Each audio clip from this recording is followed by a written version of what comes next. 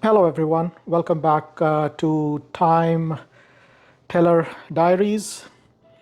Today, we are stepping into the late 90s to revisit a timepiece that truly reflects why we watch enthusiasts love automatic watches.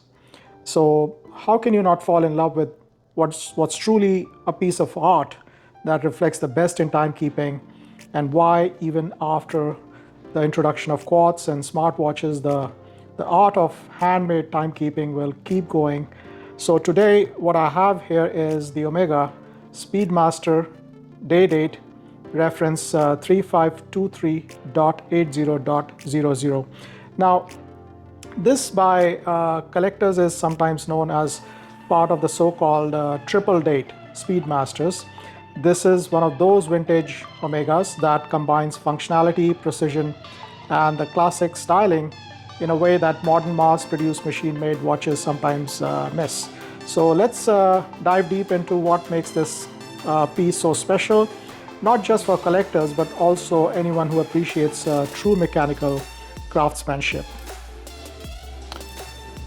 So one thing that I've not liked about these Omegas coming from the 90s or early 2000s is the case, which I think they have rightly changed over to the wooden type in recent years.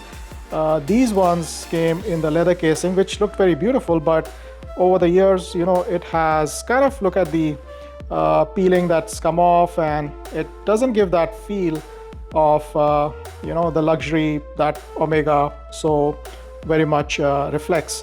But nevertheless, the watch itself is great. So let's dive deep. I mean, it's got a beautiful Omega embossed metal logo here. You got a beautiful booklet that comes with it that gives instructions on how to get everything set. So they are in different languages and different caliber, operating instructions, environmental protection, if it's got leather strap or not. All those different instructions are available in this nice booklet, and they got little graph here. So this is what I was saying. Look at how the leather thing is coming off. It sticks over. That's what I don't like. I've opened up this box to wear this watch. This is one thing that I dread.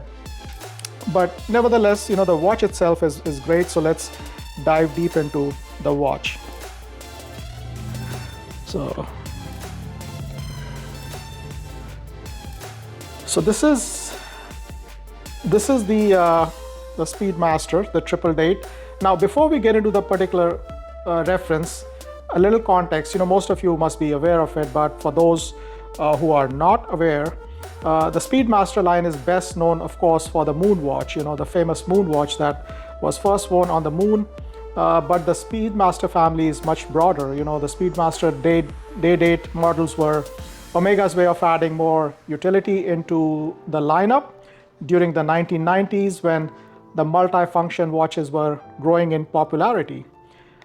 These models were often seen as the daily wear for professionals and travelers, often providing the features of a chronograph, 24-hour indicator, a day-date complication, and of course the tachymeter bezel.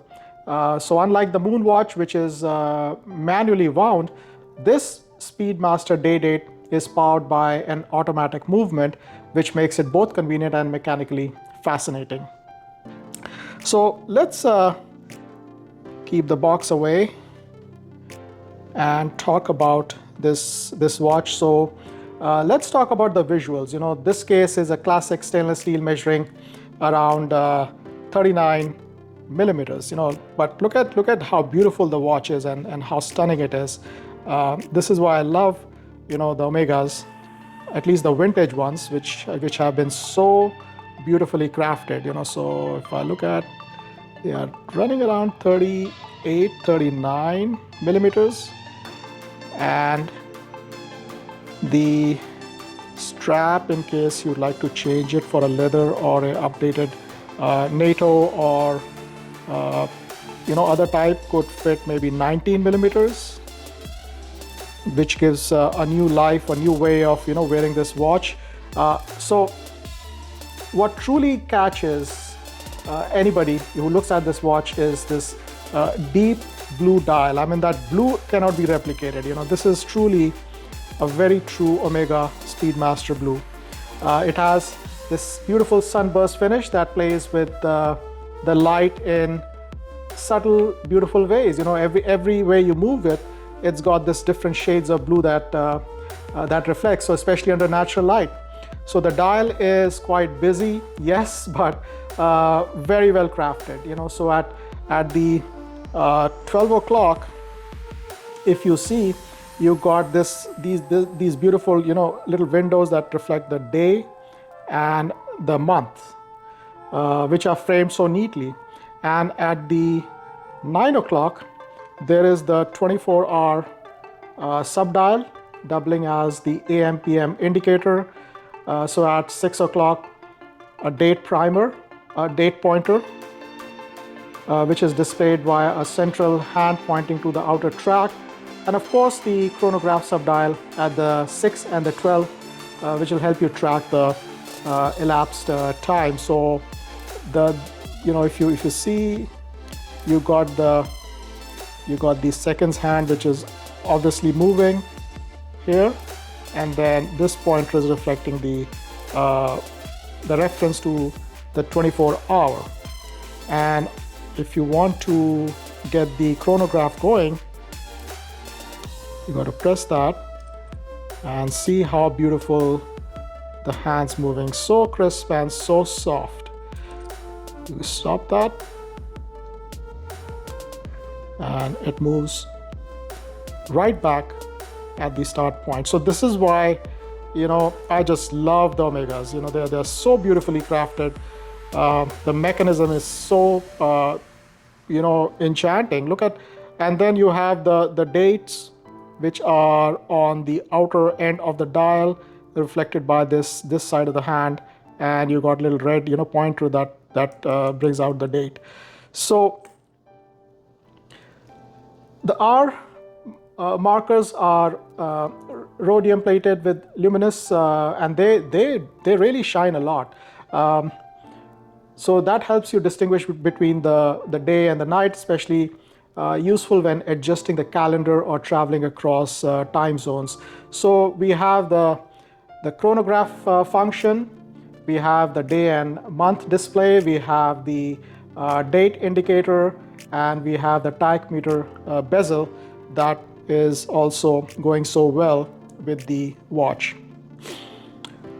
So under the hood is where the real magic happens. The 3523.80.00 runs on Omega's Caliber 1151, which is based on the Valjoux 7751, which is a trite and true workhorse movement favored by many respected brands. And for the many years I've worn this watch, I've never had any issues with the functionality or the movement. It has been serviced once or twice, and it's never had any parts replaced or anything. So the watch works just perfect. So what makes this movement special is not just the reliability or automatic winding, but its sheer complexity in terms of you have a full calendar, you have the 24-hour time, you have the chronograph function, and all while maintaining solid accuracy and 44-hour power reserve. So I know things have moved. Now we have watches with 72 hours, but this was a beautiful mechanical watch for its day and date in the 90s. So now this is not just we don't have a see-through back, and I kind of love the back case, which has this Speedmaster engraved logo, which goes so well. But inside, you can be sure you have a solid mechanical movement, which is true to the heritage and soul of Omega. So this watch comes on a vintage stainless steel bracelet, Now this is a 5-link design that hugs the wrist well and adds to the overall elegance. It's sporty, but not in your face kind of sporty. You can wear it, with a business casual. You can wear, casual. You can even wear it under a suit if you want. This watch goes well with practically everything. So this is a great looker. Now, what are the pros and cons? That is, or at least what I thought. Some of the pros are it's a stunning blue dial with the calendar layout. This is what had drawn me to get it, and obviously to make it easy, because you'd be wondering how you're going to be setting the month in case you jumped by mistake. Well, cleverly you have this little hack. So you press it, so it's easier for you to then jump the month without having to individually go through the dates, and go through that routine of setting the correct day and date. So you have this automatic movement, which is tried and tested. Under the radar Speedmaster variant, which I'm sure will get into that collector's, or will pick up the collector's interest. I know right now Moonwatch Omega is all the rage, but soon as these pieces get dried out, they will pick up in value. It definitely has an excellent size and comfort. I love wearing it. This has been very comfortable. Let's see if I can get the weight on this. So it's right at 129 grams, 130 grams. So it's not a very heavy watch, even though it looks very sturdy and heavy. It's not that heavy. It's excellent size and comfort. Now we are coming to a realization. Most people, they prefer a 41 millimeter dial, but I think I just love this 39 millimeter, which goes so well with all sorts of outfit. And it is the right, sort of a, you can call it, a little bit of, a drop on your wrist, so that it gives that reflection and feel of a very, very elegant and beautifully crafted watch. I definitely call it crafted because I view this as a piece of art. This is not a watch for me. It is sort of a piece of art for me, and that's why I had decided to keep it, as part of my collection. Now, what are the cons? The dial may be a bit busy for some of the, individuals who might want a minimal styling. So this might look too much of information for that, but then, it depends on individuals. I love having all these extra features when I'm wearing for a sports or outdoor activity. It's a non-screw down crown that limits the water resistance to 50 meters, so this is not a screw down kind of a crown. You just pull it to make any adjustments. Now, not as hyped as the Moonwatch, like I said, so the resale may take some patience. I'm seeing that this is getting more and more rarer in the Omega Vintage series. So if not right away, maybe in 5-10 years, the value of this watch is going to pick up. So to me, it's a charm. It basically is the way it's been crafted, the way it's been all brought up is why I decided to get it in the first place and keep it for such a long time, because it's just a beautiful watch. So I would just keep it because it's not a watch for me. It's a piece of art. It's a piece of what human skill set can do in terms of these handmade watches. This is an excellent example. So I don't know what you think about this particular model, this particular Omega. So do comment, do let me know how I am doing, how I've been trying to bring this information to all of you. And thanks for watching. If you enjoyed the breakdown, hit that like, subscribe, and let me know in the comments what's your favorite under the radar Omega. Until the next time, stay curious and keep your watches wound. Thank you so much.